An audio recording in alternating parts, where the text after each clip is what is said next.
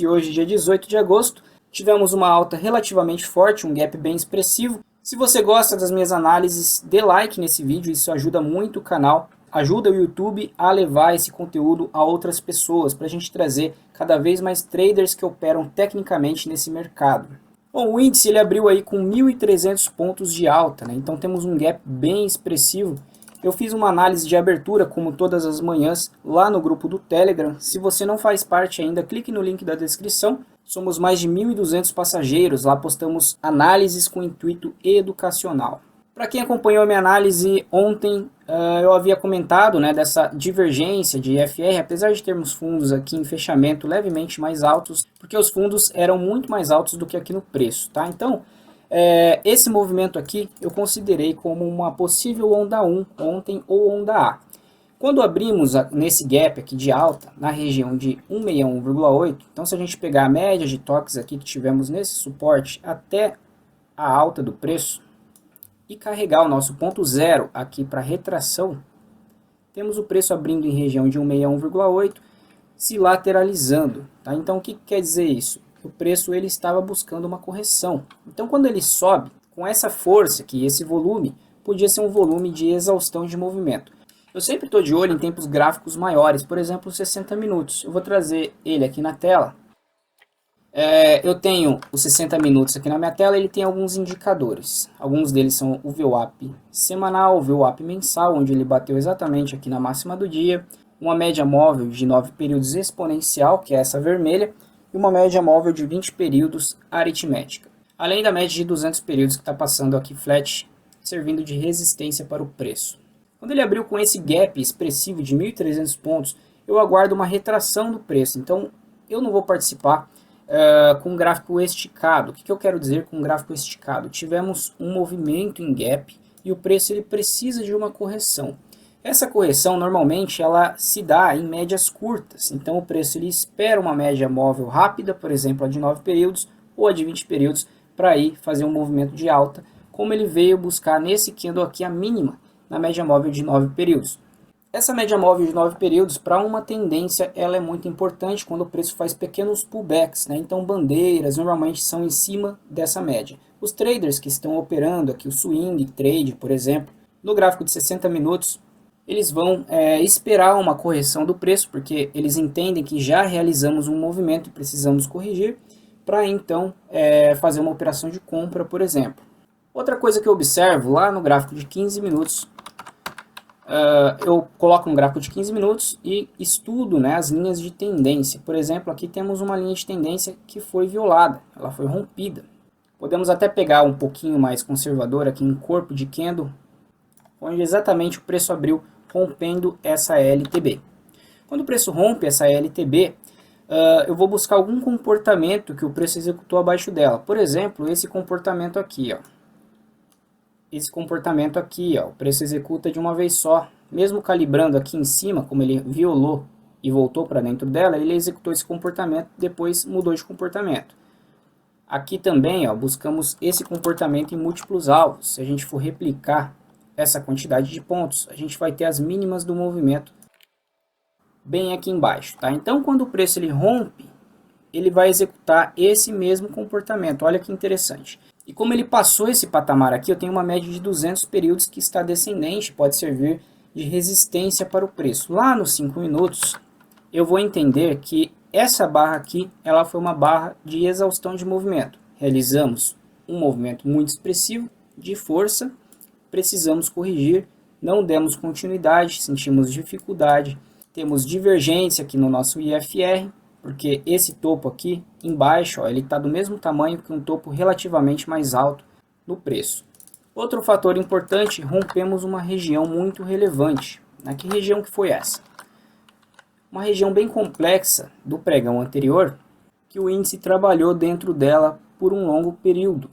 Então essa região aqui ela foi bem complexa para o índice. Apesar de que ela gerou uma operação de compra. Temos uma LTB sendo rompida e temos esse suporte sendo tocado. Então se você enxergou, né, se você acompanhou também as análises, temos uma barra bem expressiva de compra bem no suporte dessa região. A abertura também do dia anterior, ela foi bem expressiva. Olha o tamanho desse candle. Quando o preço bate aqui, uma operação aí de um risco retorno baixo, caso ele perdesse essa região em fechamento, seria para estopar. Quando o preço bate aqui, é uma operação de compra, para levar no 50% ou integralmente aqui o topo da consolidação do dia anterior. Quando ele faz o rompimento dessa região, temos os níveis, as proporções de Fibonacci executadas na região de baixo. Então aqui você poderia colocar um Fibonacci e levar o seu ponto zero para o patamar de cima.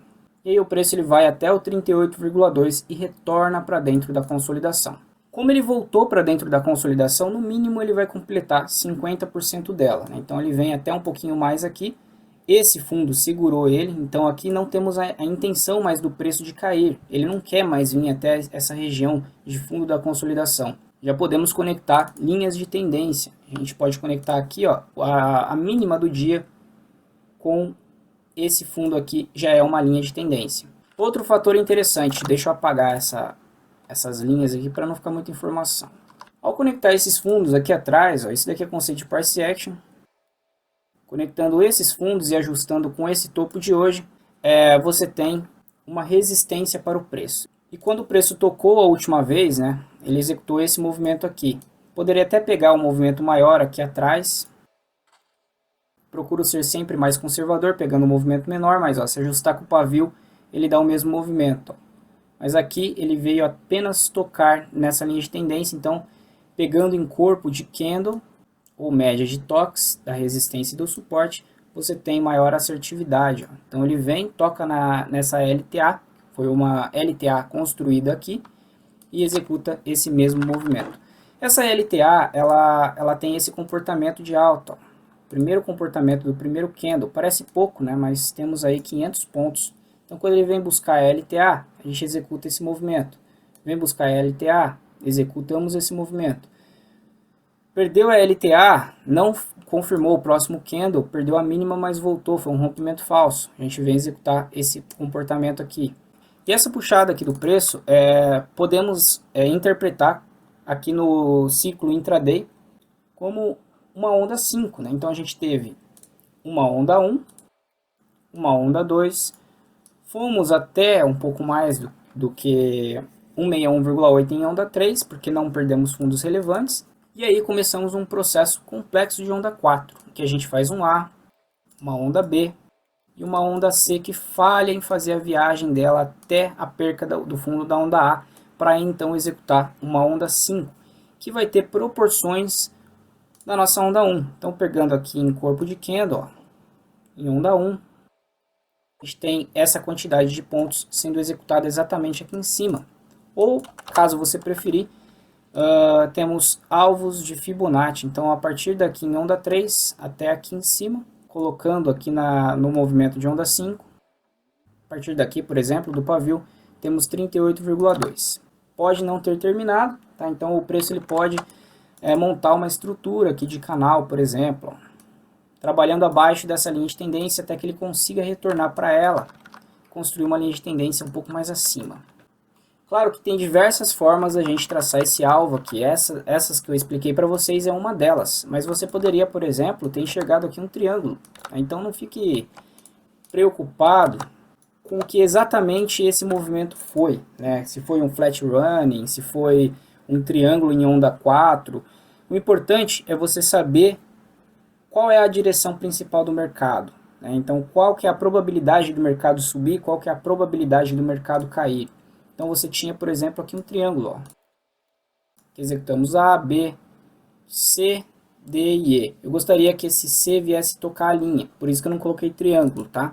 Mas pode ser um triângulo, e a distância desse triângulo é essa quantidade aqui, por exemplo, a partir do momento que a gente fizer o rompimento, ó. Então exatamente lá o preço para. Os alvos são muito parecidos. Se você pegar em onda 1 ou pegar a distância percorrida do triângulo em onda 4. O mais importante, como eu disse, é saber a direção do mercado. Então se você traçou uma linha de tendência um pouco menos inclinada, você também conseguiu esperar e pegar esses movimentos. Você traçou uma linha de tendência assim, ó, conectando o corpo desses candles, e o comportamento você enxergou que foi esse daqui. Isso é um exemplo, tá? Você pode ter pego esse movimento aqui também, ó, que aí foi bem significativo, 1000 pontos acima. Então tenham paciência de esperar as melhores entradas, né?